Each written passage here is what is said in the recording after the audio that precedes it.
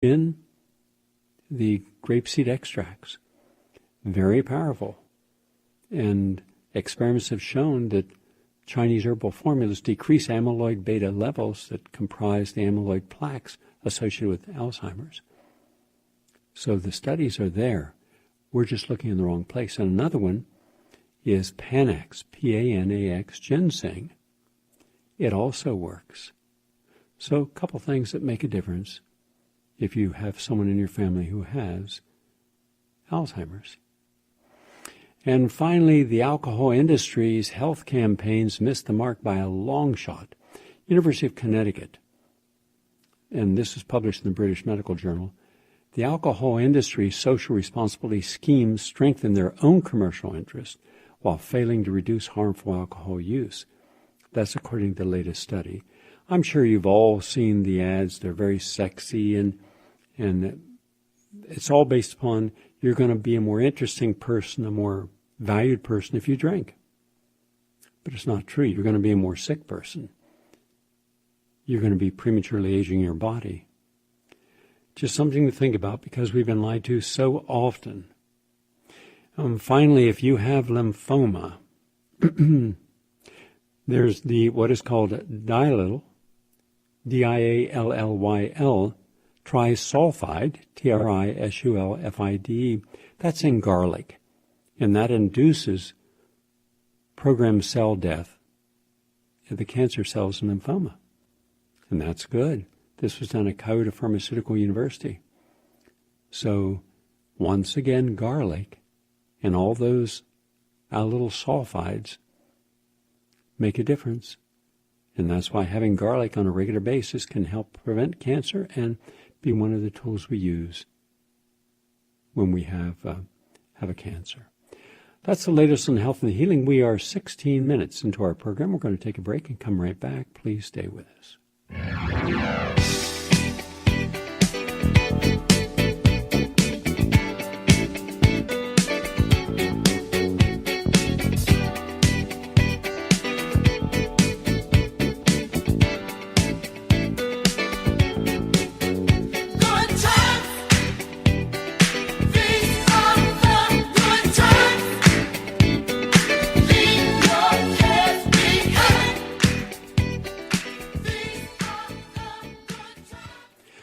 I want to share now just a short 3-minute audio clip, from Professor Jordan Peterson. He's a Canadian psychologist. I've watched him in dozens of debates. I have yet to see anyone give better arguments against what he is arguing for, and yet he is hated by the left. That's unfortunate, because they're not taking the time to stop and listen to what he's actually saying. Here's something he's saying about what every parent should know. See whether or not you would agree or disagree in part or whole with his statements. Someone, you love them not only despite their fragility, but also because of it.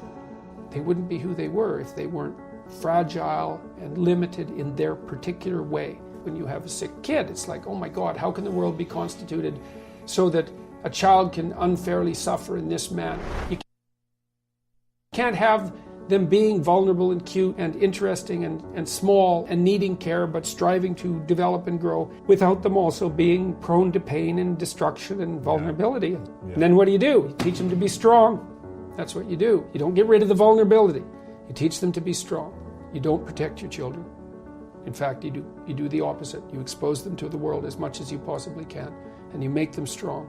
That's the best antidote to their vulnerability. The first noble truth of Buddhism, life is suffering. This is true, and it's worse than that because it's suffering contaminated by malevolence. And so that's very pessimistic. But the optimistic part is that you are so damn tough you can actually not only deal with that, you can improve it. It's like, well, that's a horrible situation. But it turns out that I'm armed for the task. Well, that's a great thing for people to know. I think the fact that we're armed for the task is even more true than the fact that life is catastrophe contaminated by malevolence. We're stronger than things are terrible. And I do believe it's the case because I've watched people do very difficult things, like people who work in palliative care wards. So all they're ever dealing with is pain and death. right? And they can do it. They get up in the morning, they go to work, and they take care of those people. They lose people on a weekly basis, and yet they can do it. And what that shows is that if you turn around and you confront the suffering voluntarily, you find out that you are way tougher than you think. It's not that life is better than you think. Life is as harsh as you think. It might even be worse, but you are way tougher than you think if you turn around and confront it. It's a very good thing to know, and it's not naive optimism. Yeah. It's a very different thing. It's like, no, things are terrible, they're brutal, and you are so damn tough, you can't believe it.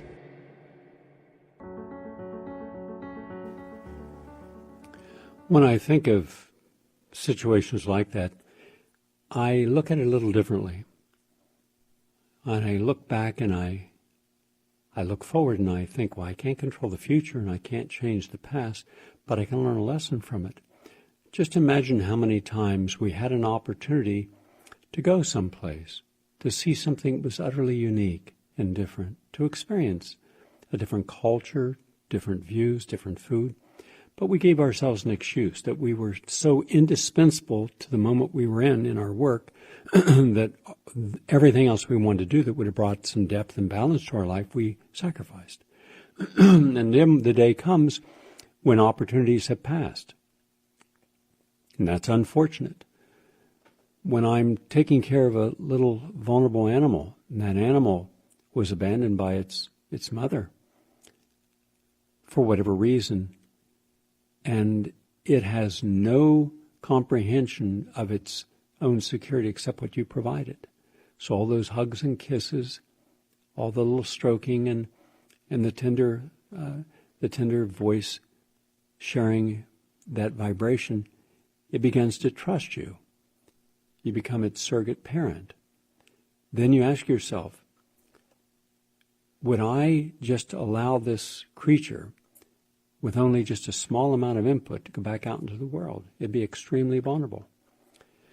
So you have to nurture everything, every relationship. You have to master it before then you can set it free. And the moment that we have mastered something, we should free it and see what life it takes on its own. And we don't do that. We either keep ourselves or others trapped, and as if somehow we're afraid that they'll never have the strength to survive without us. And yet all of us will pass, as our parents and grandparents have. Think of all the people that were once wonderful and interesting. I was thinking about this the other night. When you think of the great actors in the past, and Ronald Colman and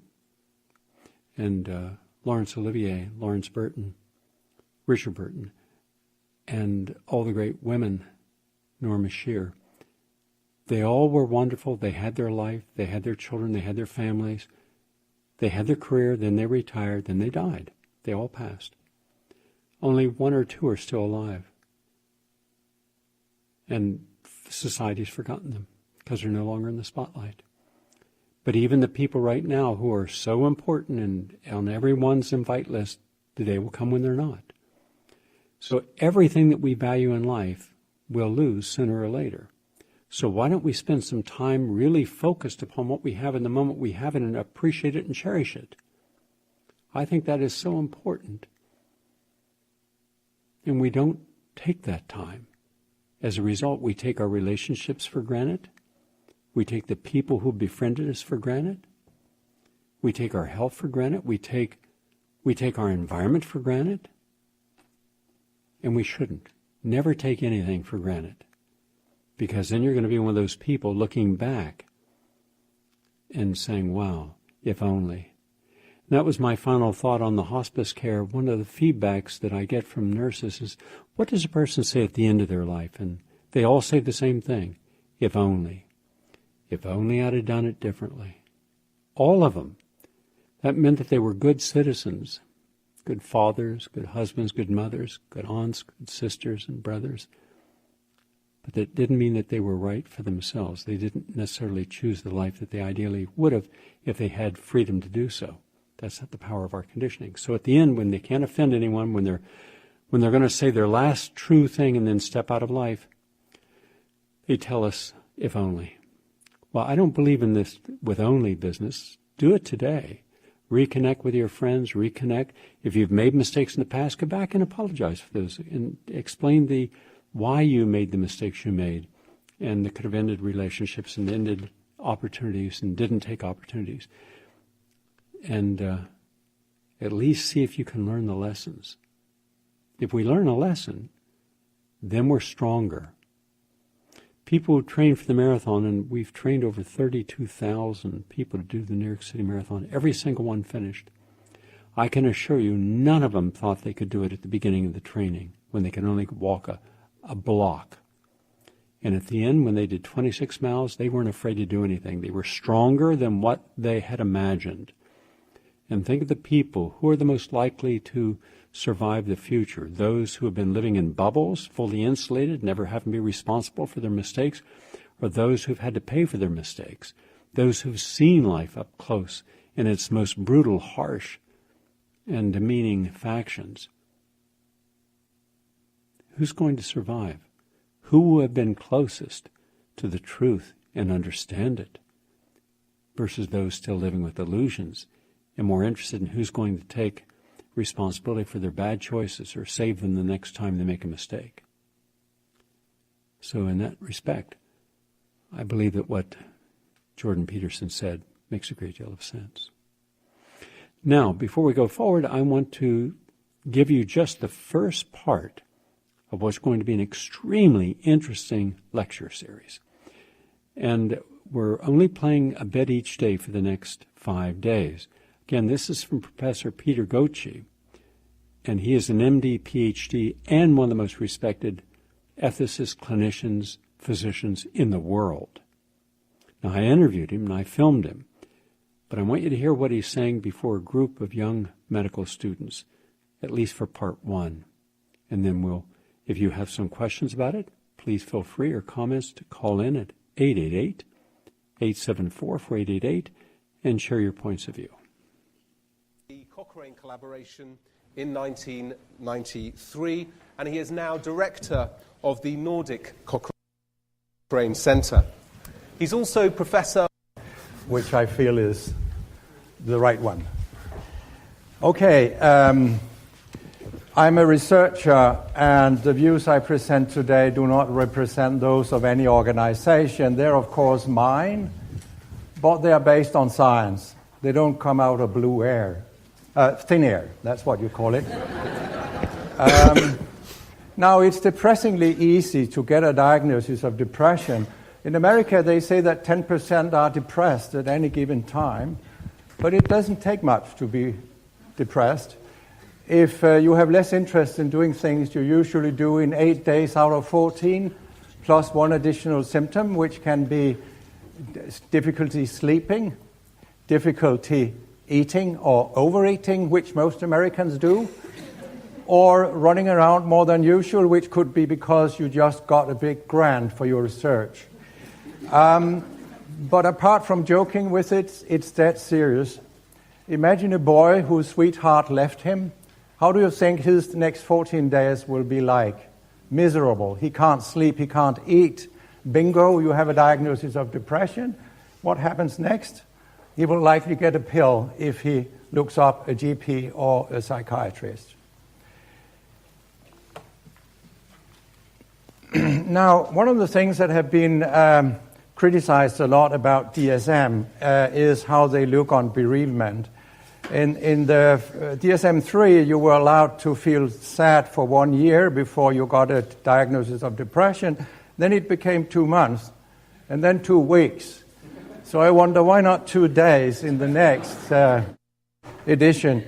And, of course, doctors are not like that. Do you really think that they sit with a sad person and say, well, let me look up in the DSM? No, you need to wait another 10 days before I can give you the pills. You will get the pills immediately. That's how it works.